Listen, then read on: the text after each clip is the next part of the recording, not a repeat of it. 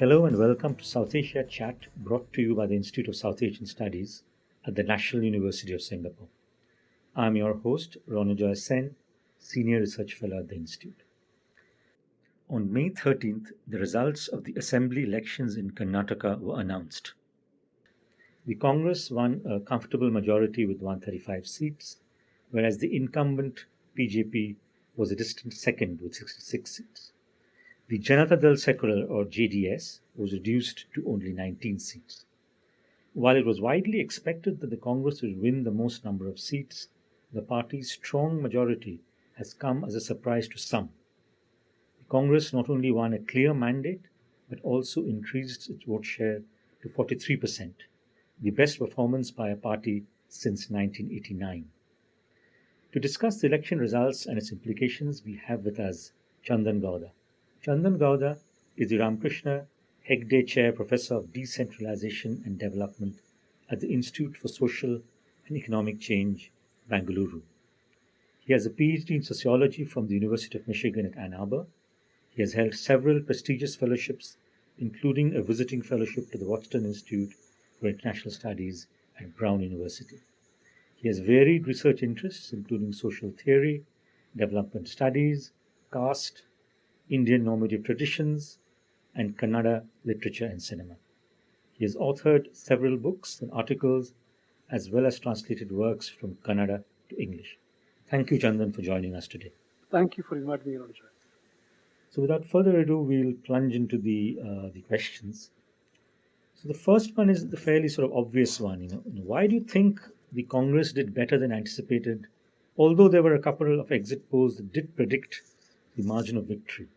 Besides anti-incumbency, which was apparent to most observers, what do you think were the other reasons behind the clear mandate for the Congress? Ronojoy, three positive conditions, if you can call them that. One, they managed to not allow the inner factionalism to break out. They put up a united front all through. In fact, 3 days before the elections, you had the video of the two big leaders inside the Karnataka Congress trying to have an informal, friendly, leisurely chat. And they took the manifesto to a temple together, held it in front of the deity to say, and declared that they would implement each one of the promises. And in every Congress poster, these two leaders figured. There are no mistakes anywhere. So I think that was important. Secondly, they had a very consistently, nicely stable and constant social media campaign for several months, and who kept at it.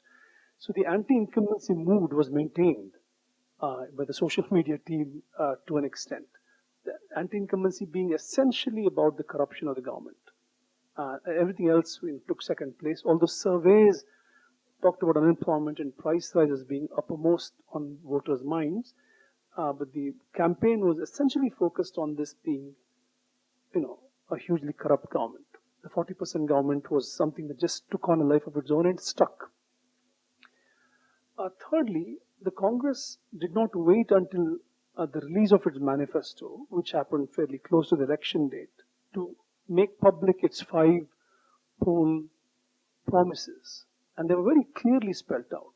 An unemployment dole, a stipend for women-headed households, and 200 free units of electricity, free public transport for women, like this. And these they managed to put out very early, and the Congress party workers are already talking about the gains that there would be for the voters if the Congress were to come to power. So these 3 things, I think, helped them in an important way. But there were a few surprise developments. I think one of them being the BJP's purge, as it's being called. I mean, it just simply denied tickets to many, many of its existing legislators. 15 sitting MLAs were not given tickets, and 2 of them were fairly important Lingayat leaders. Ronojoy, I must, a quick context note for the audience. Karnataka has 2 big dominant castes, numerically big, economically influential, politically influential. Fokaligas in the southern part of the state, Lingayats all through the state, but heavily concentrated in the northern parts of the state. And the BJP support base was almost entirely the Lingayat support base. Now, Chief Minister Yediyurappa, who had engineered the fall of the previous coalition in 2019 and would become Chief Minister, was for no reason asked to step down 2 years after his tenure. The reason offered was that he was past 75, but everyone knew that that was something that could not be held so literally to be important. And we saw lots of drama about him being shunted around, him begging the High Command to let him stay on, etc., etc. Anyway, in a very emotional sort of a moment, he announced publicly that he was stepping down on his own, and there were tears in his eyes, his voice choked with emotion. I mean, this really, you should see it to know what I mean. And, it's like a anthropology, ethnography of sorts of someone having been wronged. And of course, they amended for it by saying we'll have a CM of your choice succeed you, etc., etc. But that was an important moment of, I think, the Lingayat sort of attachment to the party coming unstuck a little bit. But in the recent ticket denial to two other Lingayat leaders, I think just was a little too much. And then you had statements by some of the BJP legislators saying we don't depend on that community's vote. We don't, these sorts of things. But having said that, these two Lingayat leaders who were denied tickets crossed over to the Congress, which I think the BJP hadn't expected them to do. And not only did the crossover, they gave many, many, many public speeches talking about betrayal, talking about neglect of their contribution, etc., etc.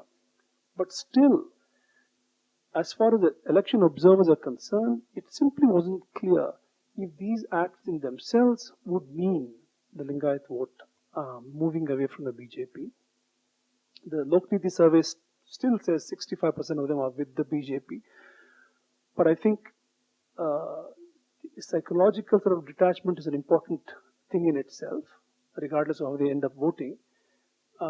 Because that really solidly, it was actually, frankly, whatever the BJP may say about itself being a Hindu party, as far as the Lingayats were concerned, it was their caste party. And they weren't voting on Hindutva sorts of issues. Anyway, that was an aside.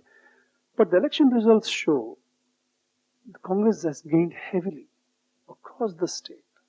And in Mumbai, Karnataka region, where Lingayats dominate, it's a huge plus there. Many, I forget the precise number right now, but in double digits. And in scheduled tribe areas, where Lingayats are numerically preponderant and influence elections, Congress gets 15 of the 16 scheduled. And the BJP had the tribal leader on its side, who was also defeated in this election this time, Sri Ramulu, the famous mining baron. And the scheduled caste reserved constituencies, BJP loses heavily even there. Congress gains. And this is very important. A week or two before the poll conduct came into effect, Chief Minister Bommai announced that the reservation quota for Dalits would be broken up into sub-quotas. For the three big groups within Dalits. Let's not get into details now. And so one group which had felt especially underserved by reservations, that group was supposed to be behind the BJP, and the other two who had gained from reservations were supposed to express their dislike of this policy by solidly mobilizing behind the Congress, and that seems to have happened.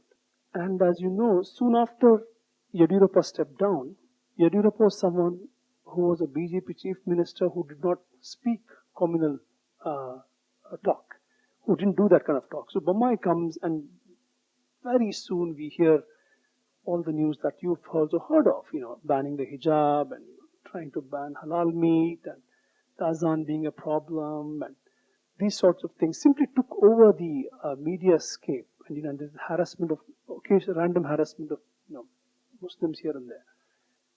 So that had already sort of mobilized the Muslims behind the Congress. They were anyway always with the Congress, but a little more this time. Please remember, the last election the Congress got 67% of the Muslim vote.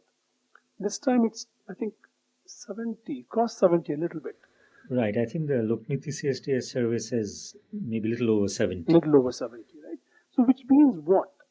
Even those Muslims who would have voted BJP legislators in their constituencies in the north, The northern Karnataka is a strange cultural world. I say strange in italics. What I mean by that is the centuries of Bahmani rule, the Vijayanagara rule, etc. None of them are targeted communities, and you have this mixture there. The Sufi activity was very intense, literary creativity, and so people in North Karnataka would see no contradiction between voting BJP and not, espousing hatred towards non-Hindus. Therefore, Muslims in northern Karnataka would vote in a few thousand in every constituency to legislators who they felt would not mean any threat to them. Right? So that hasn't happened this time. And I think the big side of the story is the losses of the JDS, the third party in the state, who always depended on a combination of Vokkaliga votes plus Muslim votes. And the Muslims would divide the votes between the JDS and the Congress. But this time, many of them have moved away towards the Congress, costing JDS many seats. And this had happened 5 years ago as well. So the Congress, mentioned that they would ban Bajrang Dal if they did anti-constitutional things. And this raised the heckles of Hindutva activists, energized their cadres a lot more, because even they had been a bit demoralized by looking at how sitting MLAs were not given tickets and leaders are being shown the door so easily, etc. So they came alive, but the benefit side of that was the Congress gained from a few more percent of Muslim votes coming over that. So if you look at it this time, Ronojoy, just about every community in the state has voted Congress in bigger numbers than ever before. Right. So I guess it was a set of many factors, as you rightly mentioned. Besides, of course, somewhat unusually, given the last few years, the Congress actually running a tight, concerted campaign both on the ground as well as on social media, and led by credible leaders. Yes. So very quickly, its social media team was not one. They had a media team appointed by the center, Rahul Gandhi, a media team appointed by the local state government, and then individual congressmen had their own little social media teams, and there seems to have been a synergy across them. In many sense, you've sort of answered a little bit of my next question, which is on the BJP. So the BJP's vote share remained, of course, the same as in 2018, but its seat share actually fell quite dramatically. How would you explain this phenomenon? And would you also say that the makeup of BJP's support base, even though it remained the same, was actually quite different from 2018, even though the vote share remained the same? Yes, in the old Mysore region, where it was essentially a bipolar contest between the Congress and the JDS, and here is where the Vokkaligas predominate. And this is the somewhat the lack of grassroots presence of the BJP in this area had actually not allowed it to win a majority on its own ever. It was always a question of falling short of the majority and getting support of independents, or having parties elect MLAs for other parties come over, etc. So this was the reason why that wasn't happening. So they focused on this region more. And if you look at their candidates, they're all either those who have been denied tickets. It's a standard story from the JDS moving over. So you see the BJP getting 3.4% extra votes in this region.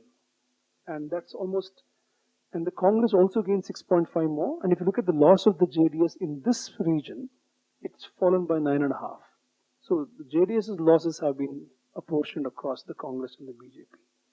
So the BJP can actually now say its candidates have been getting 5-digit figures, 20,000, 15,000. It used to be 4-digit figures in the past. And the BJP's gains are also in Bangalore. They've gained 5.3%, and Congress has gained 2.4% in Bangalore, and the JDS has lost 7.9%. But I don't think it's a question of the JDS's vote simply moving over between the two. There is shuffling of votes. Some Congress votes may have gone here, there, that sort of a thing. We're looking at the final tally, but how we have arrived at it is hard to tell. But in every other region, the BJP has lost on its previous vote share, and the Congress has gained. So Ronojoy is very simple. The Congress last time had actually improved on its previous performance in terms of vote share, but dropped in terms of seat share, and this was something that was, had been noticed by many in Karnataka. That's because it's spread across the state. So it's getting votes everywhere, but not translating into seats. So BJP is now spread over a larger part of Karnataka than before. It's getting more votes, which has made up for the loss of votes in its formerly dominant areas. But the seat share has come down. So to move slightly away from the local leadership, the local the various factors that you talked about, and focus a little bit on the impact of Prime Minister Narendra Modi on this election. Of course, we did see an election blitz on the part of the Prime Minister, and then culminating in that roadshow in Bengaluru. So, would you say that Prime Minister Modi's electoral impact is less in South India, and especially in states outside of the so-called Hindi heartland? This is the roadshow variable. It is truly a variable now in election campaigns. Had got them better dividends last elections, and they were hoping for a similar, outcome this time. But now people have done some analysis to see he visited 20 assembly constituencies, and the BJP won only 5 of the 20.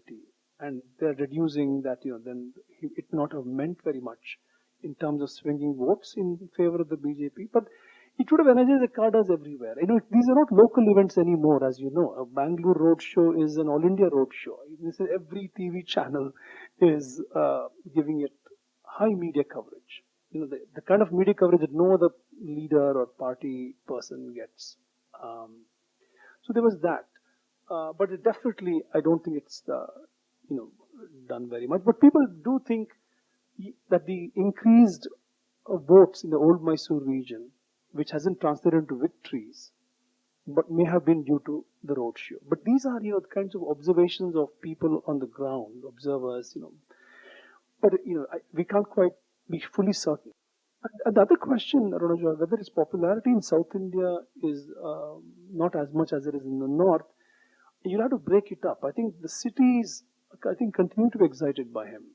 Even rural areas, Bangalore in the coastal areas, Mysore. I think there's a kind of an allure that he has managed to cultivate outside of the party or Hindutva, etc. So this is something that we all also know for some time now. I think there is, I must say, there is an amoral, ideological sort of an approval or looking up to this figure. Right. And on the flip side, often in sort of the elections that we've had over the last few years, the Congress central leadership has been seen as an impediment.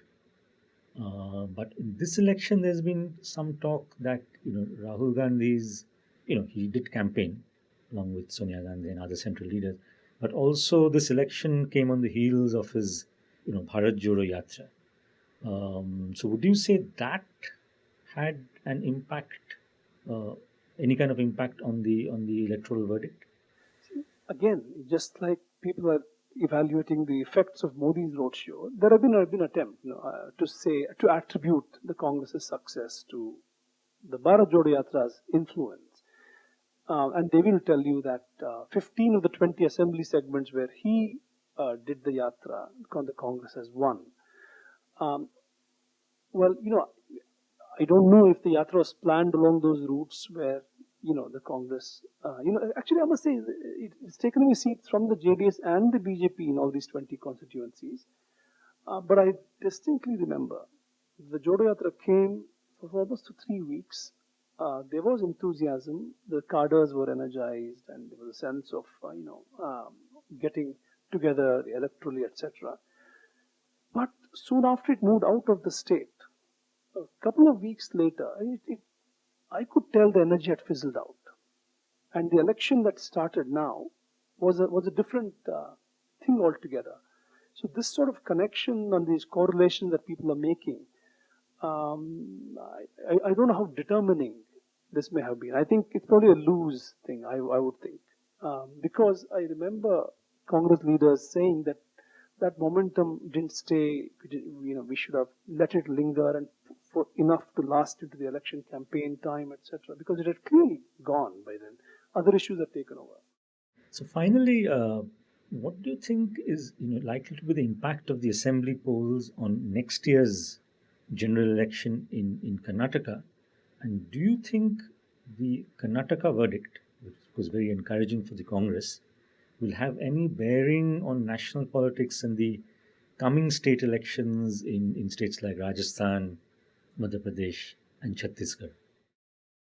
So to take the second question first, unlike in Karnataka where the Congress was an opposition party trying to work with the anti-incumbency mood that had set in Rajasthan and Chhattisgarh, it is actually the ruling government. So it's a different dynamic.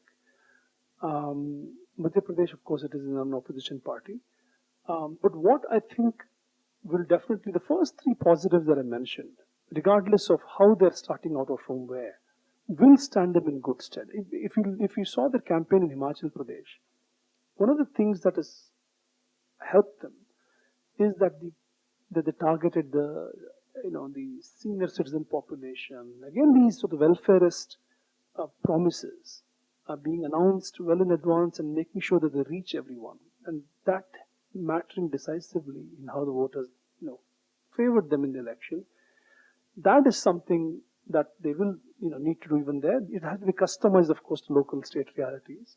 And then the factionalism that you see in Rajasthan right now, I mean, how are that will have to be absolutely managed properly, addressed properly. Let me not use that word manage, but addressed properly before they go on. Otherwise, it will not make for an effective campaign. And I think the social media side of it also can't be underestimated. Is the need to have a concerted and with an unflagging. It's not aggressive, but it's there all the time, responding to whatever is happening on a daily basis, and not slacking on that front. I think these three, I think they will be well served by. But the other things are ticket distribution, etc. But even here, Ronojoy, I must say the Congress's victory may have been larger if the ticket allocation had been done with in the most ideal, objective manner. The two big leaders in the party wanting to have their say in who gets selected where has cost them in a few places. And luckily, that hasn't damaged the overall outcome very much. But so these sorts of things, I think, will need to be worked on. As far as the Lok Sabha is concerned, if you remember the last Lok Sabha election in Karnataka, the Congress and the JDS were in a coalition government. So they had a pre-poll distribution of constituencies, which was disastrous, because they were actually working to ensure that the other lost and not get a foothold in these areas. So of the 28 seats, 26, I think, went the BJP way. Now that is surely not going to happen. 25, yeah, that is not going to happen this time for sure. So that's one change. But the other change, I think I'm personally hoping not to see is what will happen to the JDS, which is now in the opposition space. Will it try to fight the Lok Sabha elections alone, or will it tie up with the BJP and want to be part of the NDA? That's unlikely to happen, considering how they've already said we want to be part of a left front government. They had supported 4 CPIM candidates in the elections this time. And please remember, Deve Gowda, when he's Prime Minister, he had the support of the left parties, and there are those old ties that still matter. So I feel that may still matter, but it's an open thing. We need to see. And that will make for a difference. But the Karnataka share of the parliament seats is not very large to begin with, 28 seats. So it really is about the Congress's trying to gain from this result in how it negotiates with parties outside. Now it's a little more confident about seeming in at the negotiation table. So we'll see. Mamata has said, I'll be happy to support you, etc. just yesterday. So there's a new dynamic that you notice. So. Right. I think we might have to end the fascinating conversation here. Thank you, Chandan, for those insights, and looking forward to talking to you again soon. You were listening to South Asia Chat. If you wish to learn more about our work, visit us at isas.nus.edu.sg. You can also get updates on social media. We are on Twitter, LinkedIn, Facebook, and Instagram. Thank you.